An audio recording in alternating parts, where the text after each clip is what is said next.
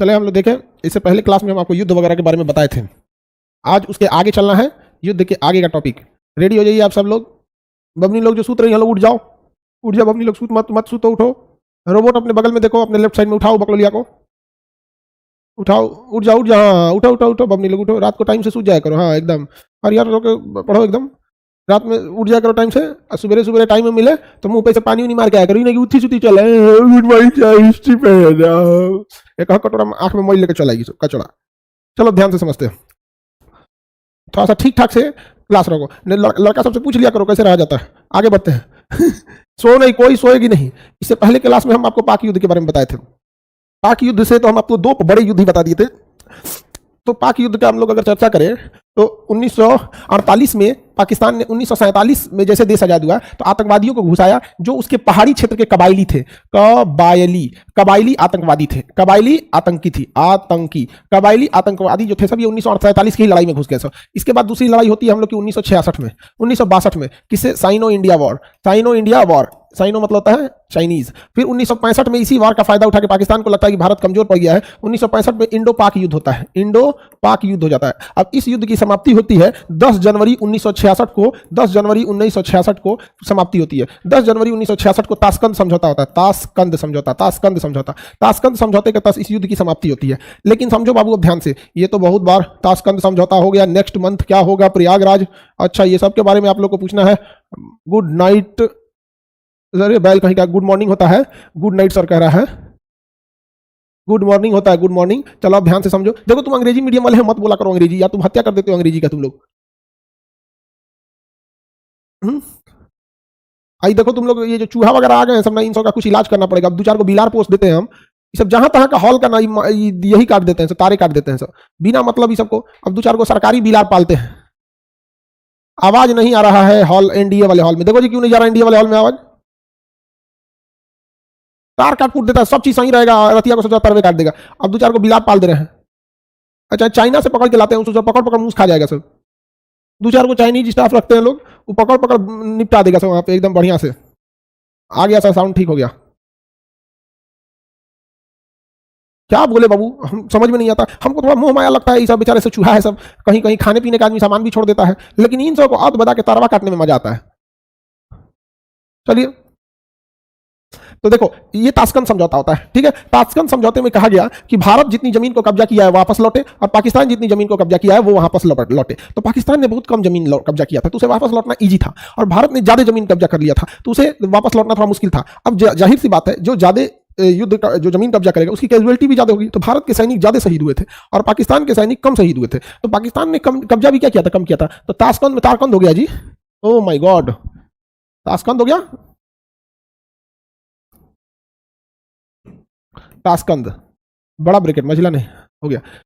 तो ताशकंद समझौते के बाद जो हुआ वो भारत को जब वापस लौटने का दबाव बनाने जाने लगा, तो रूस हम लोग पे जबरदस्ती दबाव बना दिया समझौता करने के लिए, क्योंकि लाल बहादुर शास्त्री उस समय भारत के प्रधानमंत्री थे, समझौता करने के लिए तैयार नहीं थे, जबकि पाकिस्तान समझौता करने के लिए तैयार था। ताशकंद जो था उस समय जो था वो रूस में था, जबकि रूस को लगा कि यदि हम समझौता नहीं करा पाएंगे तो यह समझौता हमारी भारी बेइज्जती हो जाएगी। तो रूस ने जबरदस्ती भारत पर दबाव बना के यह समझौता करवा दिया, और जब यह समझौता हस्ताक्षर हुआ तो 10 जनवरी 1966 को जैसे यह समझौता पे साइन हो जाता है, 1965 का युद्ध रुक जाता है। उस समय ताशकंद रूस में था, आज रूस से अलग हो गया उज्बेकिस्तान, और उज्बेकिस्तान की राजधानी है ताशकंद, और ताशकंद में इनकी अगले दिन मृत्यु हो जाती है। अगले दिन जब इनकी मृत्यु हो जाती है तो कहा जाता है कि हार्ट अटैक से इनकी मृत्यु हो गई। भारत में आते हैं तो इनका पोस्टमार्टम भी नहीं होता है, और उस पोस्टमार्टम भी नहीं होता है, इनका अंतिम संस्कार कर दिया जाता है। ये पहले भारत के प्रधानमंत्री लाल बहादुर शास्त्री थे जिनका विदेश में मृत्यु हो जाती है। अब विदेश में इनकी मृत्यु पर शक इसलिए संदेह होता है कि जो इनका बावर्ची था वो खाना उस दिन नहीं बनाया था, उस दिन खाना एक दूसरे व्यक्ति ने बनाया था, और एक गार्ड था जिसने दूध ला के दिया था। और अब शक के संदेह में ये दो व्यक्ति आते हैं कि बावर्ची से खाना क्यों नहीं बनवाए थे, गार्ड और एक और व्यक्ति था जो अलग था उससे खाना बनवाए थे। जब इसकी जांच की इंक्वायरी आती है, जैसे पता चलता है कि नहीं इनकी जांच की जाए, उन दो व्यक्तियों से पूछा जाए कि उस दिन दूध में सोने के टाइम जो दूध पिए थे उसमें क्या दिया गया था।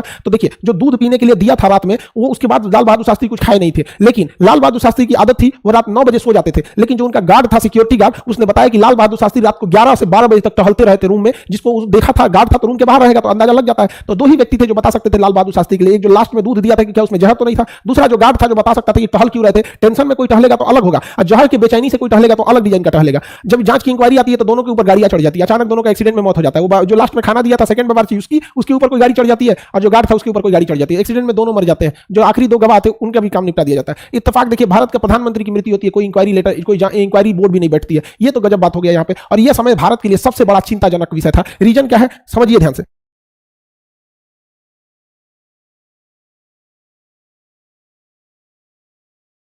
देखिए ये ऐसा क्यों कह रहे हैं हम यहाँ पे, ये बहुत खतरनाक कब था। देखो इसमें हुआ क्या कि हम लोग बड़ा सरदर्द का टाइम से गुजरे थे हम लोग यहाँ पर। इस समय बहुत भीषण भारत में एक सरदर्द गुजर रहा था हम लोग का। क्या चीज था तो समझो ध्यान से। 1962 में हम लोग का क्या हो गया था, पाकिस्तान से युद्ध हो गया, चाइना से युद्ध हो गया। चाइना से युद्ध हुआ, अब ध्यान से समझो, इधर देखो, अरे कौन सा देश था, अस्कंद उज्बेकिस्तान में। 1962 में चाइना से युद्ध हुआ। 1964 में नेहरू की मृत्यु हो गई, नेहरू की क्या हो गई, मृत्यु हो गई। 1965 में पाकिस्तान से युद्ध हुआ। आप समझो पाकिस्तान कितना खतरनाक था, ट्रांजिशन फेज में ही हो रहा है। 1965 में ही सूखा पड़ गया, अकाल आ गया, अकाल पड़ गया। और 1966 जैसे शुरुआत होता है, 1966 लाल बहादुर शास्त्री जी की मृत्यु हो गई, लाल बहादुर शास्त्री जी की मृत्यु हो गई। अभी बताओ इस सूरत तो नहीं, एक संकट की घड़ी खत्म नहीं हो रही। 1962 से 1965 का जो समय था इतना खराब था कि एक स्टेबल प्रधानमंत्री की मृत्यु हो जाती है 1964 में।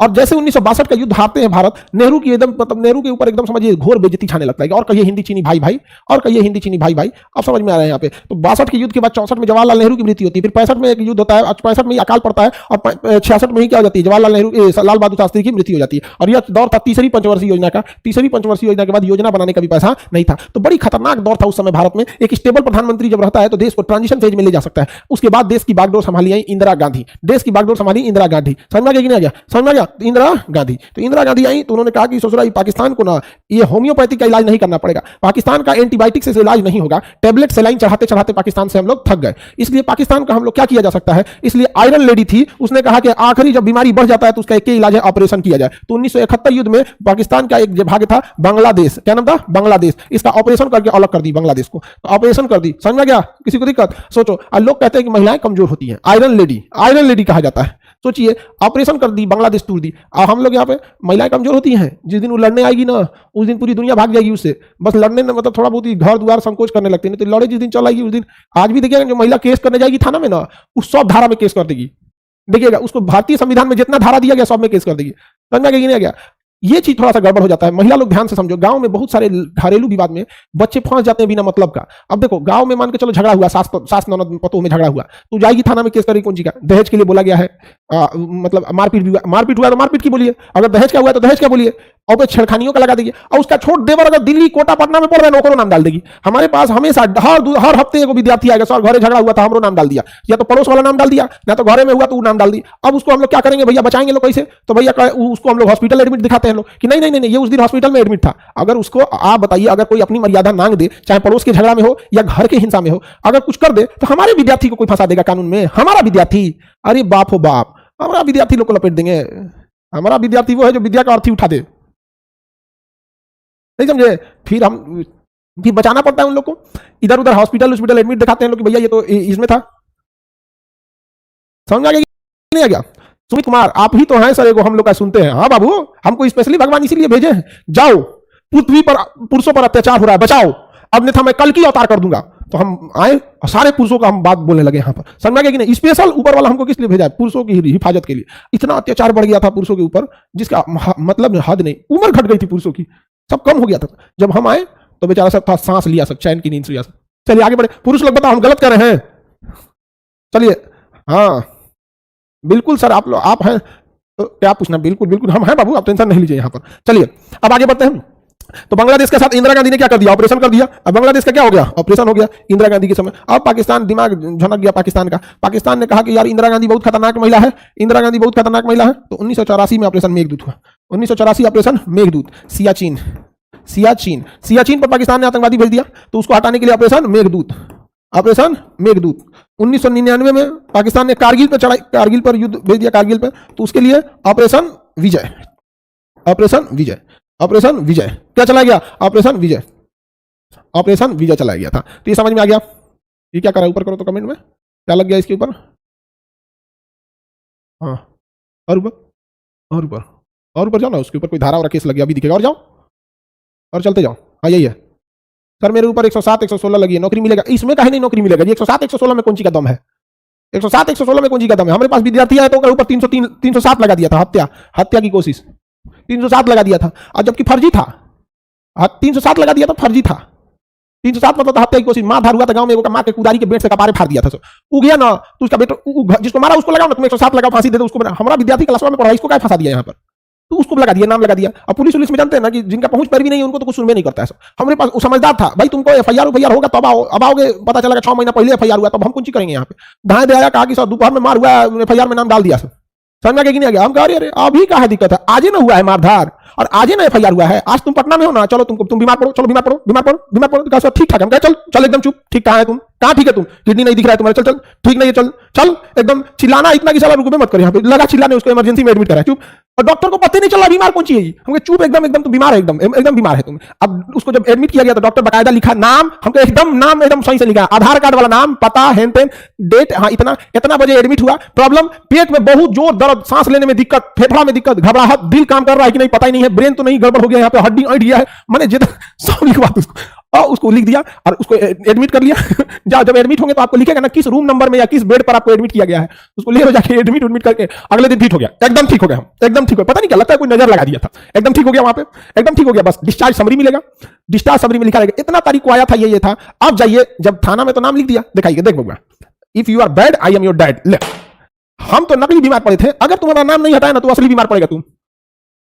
समझ गया? हमारे विद्यार्थी को समझ रहे हैं बाबू, आप केवल पढ़ाई के लिए फीस नहीं दिए हैं यहाँ पर, जब तक हम हैं आपको बिना वजह कोई नहीं फंसा सकता है यहाँ पर। हम लोग अपने टाइम पे झेले हैं। हमारा एक चाचा था पट्टार में, बैल है पूरा, समझ गया, तो वो धमकी दिया था। अब हमको फुर्सत नहीं मिलता है, सरकारी स्कूल में जाकर बैगन वगैरह बना के चलाता है। धमकी दिया था आज से 12-15 साल पहले कि पूरे बाल बच्चा का नाम दे दिए हैं। मेरी मम्मी से कहा था 5 आदमी का नाम दिए हैं।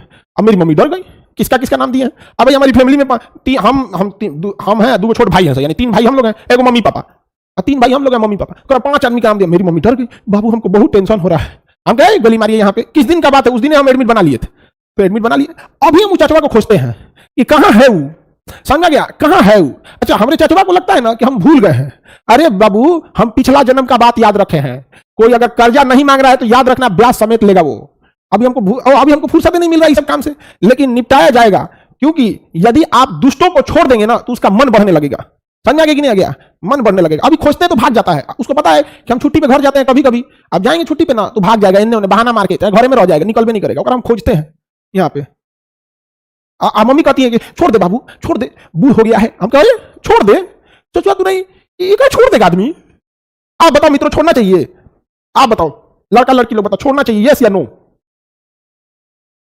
नहीं छोड़िएगा सर, नहीं सर, एकदम, अरे एकदम नहीं छोड़ेंगे, बहुत अच्छा। अब तुम लोग है हमारा सब कुछ, अब हमारे लिए तुम ही लोग ना डिसीजन लेगा। अब बुढ़ापा में लोग माई बाप बेटा बेटी से पूछता है, हम किससे पूछने जाएंगे, तुम ही लोग से पूछेंगे। नहीं सर नहीं छोड़िए, एकदम नहीं छोड़ेंगे। अब तुम लोग बोल दिया तो हमारा और वोल्टेज बढ़ गया हमारा, हम छोड़ेंगे, एकदम नहीं छोड़ेंगे। सर आप बताइए, हम वहीं पे ट्रांसफर लेके आएंगे। हाँ तुम ही लेके आना ट्रांसफर, हाँ ठीक है, तुम ट्रांसफर, ठीक, देखो पूरा प्लान बना लिया कि हम सर वहीं ट्रांसफर करा के आएंगे, आप बता दीजिएगा। अरे बाप हो बाप, देखिए कितना कितना प्रिय चला है ये। चलिए आगे बढ़ते हैं। तो आप लोग को टेंशन नहीं ले, ब्याह सहित लेना, एकदम लेना, हाँ एकदम। तो ये सब समझ में आ गया आप लोगों को? नहीं छोड़िएगा सर, नहीं छोड़ेंगे बाबू, बहुत टेंशन दिया था हम लोग को। सर वो सुन रहा होगा तो क्या, सुनता है तो उसको, हमको लगता है हार्ट अटैक मत कर जाए ओकरा, सुनता है तो हार्ट अटैक मत कर जाए, उसको बहुत खतरा था। लेकिन उसको लगता है हम भूल गए, नहीं हम बिजी हैं, हम बहुत बिजी हैं, हम भूलेंगे। हमको याद है बाबू, हमारे दादाजी जब थे ना, दादाजी तो हमारे घर मोहल्ला में वो घर था, वो कहते कि हेकरा से मत बोलिए लोग। हमारे दादाजी, हम क्या हो गया दादा, तो कह रहे तारी परदादा के साथ ही झगड़ा कर ले रहा 1964 में, तो हमें परदादा के साथ झगड़ा किया तो 1964 में। कौन बात का झगड़ा तो उसे मतलब नहीं, लेकिन हम लोग नहीं बोलते उससे, कहा है वो तो दादा मना करके कोई बनो, दादा कहने बोलिए मत, नहीं बोलिए जॉन बावरे हो जाई। 1964 में तेरी परदादा से बिना मतलब बैर कर ले रहा उतना पहले, तो हम लोग इधर भूल जाएंगे आंखी के देखल। तो यह युद्ध हम लोग भूले। बताओ, जब हमारा देश लेवल का युद्ध नहीं भूला तो हम लोग क्यों भूलेंगे? आगे बढ़ते हैं, चलिए। तो अब हम लोग आगे बढ़ते हैं बाबू। आप सब लोग को युद्ध समझ में आ गया, ये पाकिस्तान वगैरह युद्ध हो गया। 1984 और 2008 ये 2 आतंकवादी घटना देखते हैं हम लोग यहाँ पर। इसके अलावा हम लोग ने, पाकिस्तान हमेशा आतंकवादियों घटना तो बड़ी करते रहता है। 2 भीषण आतंकवादी हमला देखिए हम लोग, देखते हैं लोग कौन कौन था। एक 1984 का स्वर्ण मंदिर, स्वर्ण मंदिर, तो यहां पे ऑपरेशन ब्लू स्टार चलाया गया, ऑपरेशन ब्लू स्टार।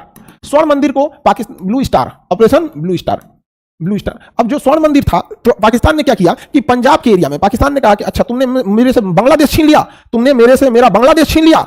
अब पाकिस्तान ने कहा कोई बात नहीं, कोई बात नहीं, कोई बात नहीं, हम भी तुमसे तुम्हारी जमीन छीनेंगे, हम तुमसे पाकिस्तान ये पंजाब वाला छीन लेंगे, खालिस्तान बना देंगे। क्या करेंगे? खालिस्तान बना देंगे। तो पाकिस्तान पंजाब के एरिया में ड्रग्स भेजना चालू किया, हथियार भेजना चालू किया, पैसा भेजना चालू किया और यहां पे कुछ लोगों को उकसाया। लेकिन सिख बिरादरी के भाई लोग इतने मतलब देश प्रेमी, अब देखिए हम लोग जितना झंडा नहीं लहराए होंगे उतना झंडे में सिखों की शहीद हुई शरीर वापस आया है बॉर्डर से। हम लोग तो बस झंडा लहरा देते हैं। इस देश में सबसे ज्यादा अगर किसी ज्यादा, हालांकि हर देश में हर राज्य का मिट्टी है इस जमीन इस देश की हिफाजत के लिए, लेकिन आपको भी पता है सिख लोग को देखिएगा ट्रक ड्राइवरी में, ढाबा में और फौज में बहुत ज्यादा जाते हैं। आप खुद से देखिएगा ना, सिख रेजिमेंट भी है, लाइट और ये क्या नाम है पंजाब रेजिमेंट भी है, दोनों बड़े बहुत बहादुर हैं ये लोग यहाँ पर लड़ने में। लेकिन उन लोगों में कुछ पूरा हिस्सा भाग नहीं लिया वहां पर, तो कुछ ही लोग जो थे वहां पे खालिस्तान मूवमेंट में भाग लिए और लास्ट में जब सेना आगे बढ़ी तो उन्होंने स्वर्ण मंदिर को क्या बना लिया, एरिया बना लिया यहाँ पर। लेकिन मजबूरी में वहां पर स्वर्ण मंदिर में सेना को भेजना पड़ा। हालांकि जहां तक हम सबको लगता है कि किसी के भी धार्मिक जगह पे सेना नहीं भेजना चाहिए था, लेकिन मजबूरी उस समय की रही होगी इंदिरा गांधी की, क्योंकि स्वर्ण मंदिर हो जाए, किसी का मस्जिद हो जाए या फिर मंदिर गिरजाघर, अच्छा जो भी उग्रवादी टाइप के लोग हैं, जो भी ये चीज तो खुल के लड़ लो भैया, सामने लड़ लेना चाहिए, किसी धार्मिक जगह पे नहीं छुपना चाहिए, बड़ा आराध्य जगह होता है यहाँ पे। तो उसके बाद जब वहां गए थे तो उसके बाद से ऑपरेशन ब्लू स्टार चलाया गया। ऑपरेशन ब्लू स्टार के बाद वहां पे बहुत सारा खून खराबा हुआ, जिस वजह से इंदिरा गांधी के मतलब वहां पे ना बहुत ज्यादा कम्युनल राइट्स भी हो गए थे। थोड़े बड़े लेवल के थे, पूरे भारत लेवल के नहीं थे, वो रीजनल लेवल के थे। लेकिन उसके बाद क्या हुआ ना कि जब ये घटना हुई तो वहां पे इंदिरा गांधी के 2 गार्ड थे,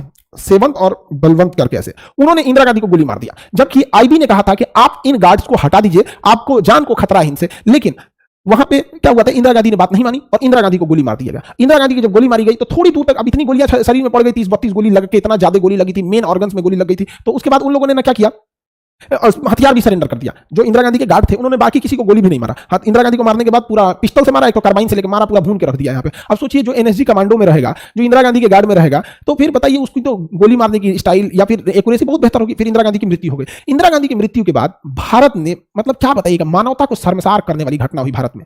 इंदिरा गांधी की जो मृत्यु हुई थी वो भी एक दुखद घटना थी। किसी प्रधानमंत्री को मारना कहीं से उचित नहीं है, लेकिन उसके बाद स्वतंत्र भारत ने अपना पहला मर्यादा नांग दिया। सिखों के खिलाफ पूरे भारत में दंगे हो गए। दिल्ली में तो इतना भीषण दंगा हुआ था ना, इतना भीषण दंगा हुआ था जिसका कोई है नहीं। सिखों को ना भीड़ घर से खींच के लाती थी और टायर जो होता है ना गाड़ियों का टायर, उनको टायर पहना के और उसमें आग लगा देती थी, हाथ बांध देती थी और टायर जिंदा जला दिया गया सिखों को। वहां पर उनकी पगड़ी, उनकी शान होती है, उनकी पगड़ी निकाल के आग लगा दिया गया, जिंदा जला दिया गया। बहुत दुखद घटना थी। घर से निकाल के रेप किया सब महिलाओं का वहां पर। उसके इतना ज्यादा उन्होंने तकलीफ झेलाना, लेकिन हम सब चुप थे। रीजन जानते हैं क्या है? भारत में जिसको पता है ना बस उसी को तकलीफ होता है, हम लोग को काहे फर्क पड़ता है? ये बहुत दुखद है भारत के लिए। मतलब वो सिखों का था तो सिखों का दर्द बस सिख ही समझे। यहाँ पे हम लोग तो चुपचाप बैठे थे तो कोई बात नहीं। अजीब अजीब घटना है। जलते एक तो कहा ना, जलते घर को देखने वालों, फूस का छप्पर आपका है, आपके पीछे तेज हवा है, आगे मुकद्दर आपका है। तो याद रखिएगा, दूसरे इस सबका एक दिन देखना पड़ेगा। और ये भारत को नहीं समझ में आया यहाँ पर। तो ये लोगों ने देखा इतनी बुरी दुर्घटना हुई थी कि सिखों के लिए पटना हो गया, दिल्ली हो गया, जहां सिख बहुल एरिया, तो वहां पे लोगों ने घर में घुस के उनकी संपत्तियां लूट ली। मतलब इतना मास मर्डर हुआ था जिसका कोई हद नहीं। यहाँ पे छोटे छोटे बच्चों को काट दिया गया, हत्या कर दी गई। अच्छा, जब भी वायलेंस होता है ना, कम्युनल राइट्स होते हैं, सबसे ज्यादा तकलीफ किसको झेलना पड़ता है? छोटे बच्चों को। वो बेचारे डर जाते हैं, भाग नहीं पाते हैं। और औरतों के साथ, उनके साथ रेप कर दिया सब यहाँ पे। और कहीं कहीं लोग भागे, लोग कोई भेष बदल के भागा, कोई अच्छा इंसान था, उसका पड़ोस में कोई हिंदू था, कोई मुस्लिम था, उन्होंने छुपा लिया, नहीं ये मेरे घर की बेटी है, मेरे घर की बहू है, ऐसे करके जो पगड़ी बांधे थे वो लोग तो पकड़ में आ गए। यहाँ पे लोगों ने उन्हें अपने घर में छुपाया। ऐसे देखो, हमारे देश में ना अच्छे लोगों की भी कमी नहीं है, लेकिन दिक्कत क्या है ना कि अच्छे लोग थोड़ा शांत रहते हैं और 2-4% ये सुपर हरामी टाइप के लोग हैं ना, यही बाहर घूमते रहते हैं और ये पूरे देश को बदनाम कर देते हैं। उन लोगों ने भी हेल्प किया वहां पर, लेकिन क्या कीजिएगा, जब इंसान ही जानवर बन जाए तो कौन बचाएगा? बहुत तकलीफ झेला उन लोगों ने। लेकिन आज भी ना, जिन लोगों ने उनका घर जला दिया ना, आज भी अगर उनके घर में ऊपर वाला अगर श्राप देगा, बदुआ देगा, अब भूखे मरेंगे ना वो चोट्टे जिन्होंने इनको जला दिया था जिंदा, तो सिख के गुरुद्वारा में जाएंगे तो वो भूखा नहीं लौटाएंगे। उनको खाना खिला के, भर पेट खिला के, और जितना उनके घर में खाने की औकात नहीं होगी ना, उससे बेहतर खाना वो गुरुद्वारा में देते हैं। वहां ये नहीं कि वो लड्डू फोड़ो 20 आदमी को हटा दो, ऐसा नहीं होता है। जो शुद्ध खाना आपके घर नहीं नसीब होता होगा ना, वहां मिलता है। शुद्ध देसी घी में कभी गुरुद्वारा जाके देखिएगा। धर्म अगर देखना है ना, वाकई में देखना है ना, जाके सिखों का देखो, वो होता है इंसानियत का धर्म। बाकी लोग में एक कहीं पेंट मारना है तो 40 आदमी से चंदा ले लो। आप कभी सुने सिखों से 365 दिन शुद्ध घी में लंगर खिलाने वाले कोई इसमें से खड़ा होकर कह दे कि आपको किसी सिख ने रोक के चंदा मांगा होगा? कोई कह दे इसमें? अरे उनके अंदर मानवता है, आत्मसम्मान है। यहाँ पे समझा कि नहीं आ गया? हमने यहाँ पर नहीं देखिए ना, तनी कोनो काम हो पहले देखिए ना, यहाँ पे एगो तो सोच रहा ट्रक बस गाड़ी सड़क सब रोक देगा, इतना दीजिए उतना दीजिए, अब खत्म हो गया वही एगो लड्डू में 25 आदमी को हटा देगा सब लोग किसी चीज में। तो सिखों से अच्छा देखिए हम लोग को क्या खामियाजा भुगतना पड़ा। 1984 में जब सिखों के खिलाफ दंगे हुए थे तो सारी दुनिया चुप थी, सिख लोग बेचारे ने कैसे सहा। तो आइए अभी देखते हैं 1993 में जब कश्मीर में हुआ, जम्मू कश्मीर में कश्मीरी पंडित कश्मीरी पंडित। तो कश्मीरी पंडित में केवल हिंदू लोग को दिक्कत था, बाकी चुप थे। चुप रहो, वो कहते ना जलते घर को देखने वालों फूस का छप्पर आपका है, आपके पीछे तेज हवा है, आगे मुकद्दर आपका है। तो सब लोग चुप थे, चुप रहो। आओ आओ अभी रुको, लो देखो 2002 अहमदाबाद, अहमदाबाद मुस्लिम, लो शांति से बैठे थे लोग ना। ले सुसला इसको क्या होगा,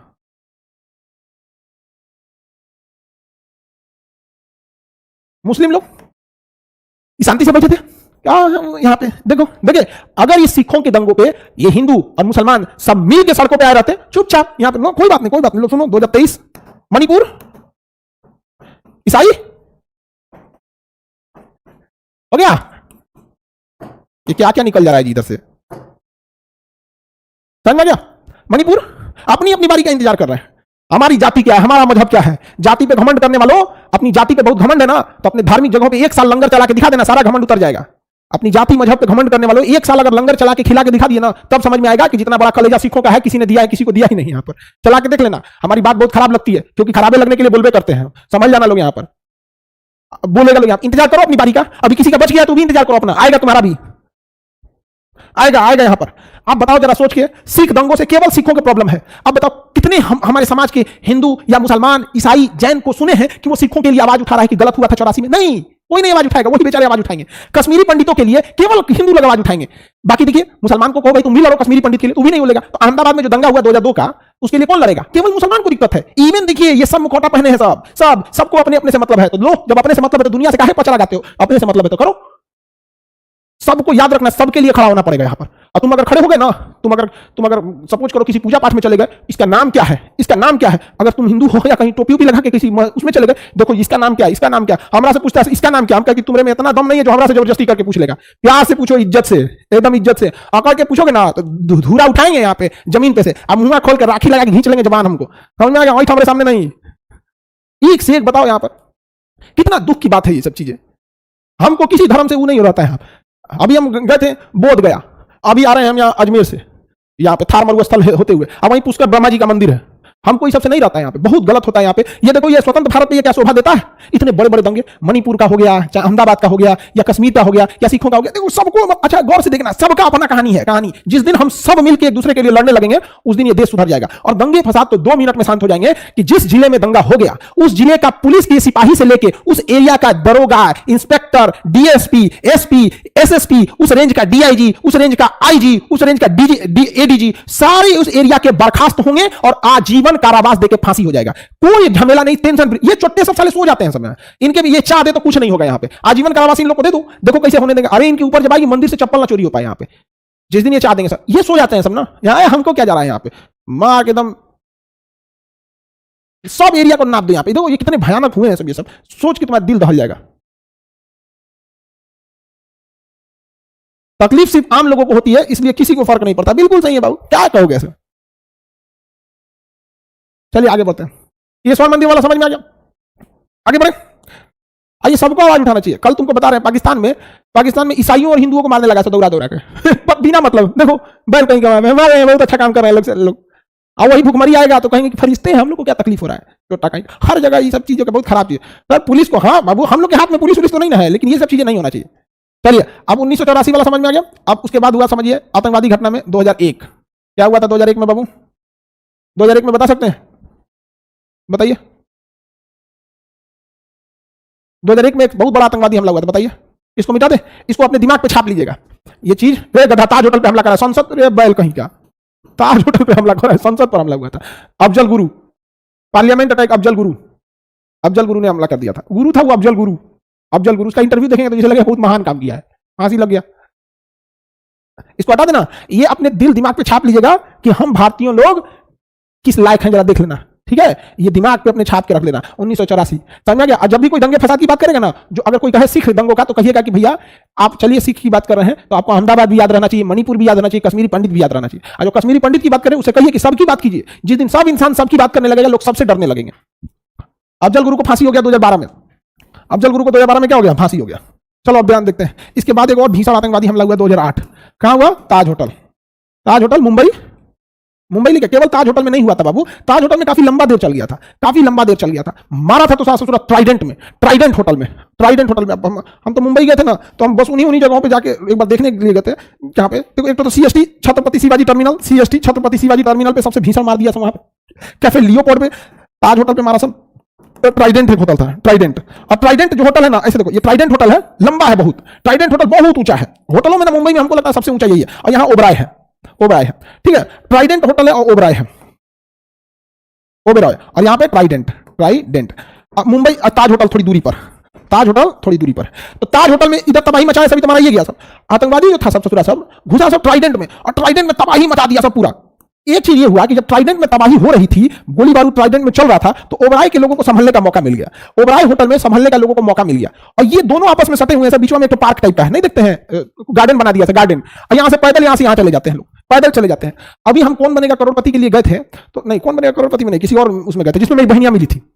किसी प्रोग्राम में गए थे, न्यूज वगैरह वाला का था, जिसमें मेरी बहनियां मिल गई थी। हम भागे से नहीं कहा कि तो खतरनाक है, भाग गए वहां से। तो हम ना ओबराय में रुके थे, तो ओबराय होटल में रुके, एक दिन के लिए ही हम बुक किए ओबराय को, अगले दिन हम बुक किए ट्राइडेंट को। तो हम उसे बोले कि किधर से आतंकवादी आए थे सब, उधर से ले चलो हमको। तो अमूमन यहां से ओबराय से बाहर घुसा जाता है, मेन सड़क होकर ऐसे आ जाता है। तो लेकिन हम क्या बोले, तो यहां से यहां चले जाते हैं अमूमन, ऐसा कोई नहीं कि हम ही को केवल, आप कोई भी जा सकता है यहाँ पे। तो यहां से हम गए और यहां से यहां चले गए ओबराय होटल में। तो हम इधर से वो आए थे, सब इधर से इधर मारते हुए, तबाही मचाया था सब पूरा होटल। बड़ी लंबा होटल है, ऊंचाई इसकी बहुत ज्यादा है ट्राइडेंट होटल की। हमको लगता है कि होटलों में सबसे लंबा ऊंचाई पे यही है, पातरे है, इसे एकदम ऊंचाले है यहाँ पे होटल। समझ में आ गया कि नहीं आ गया?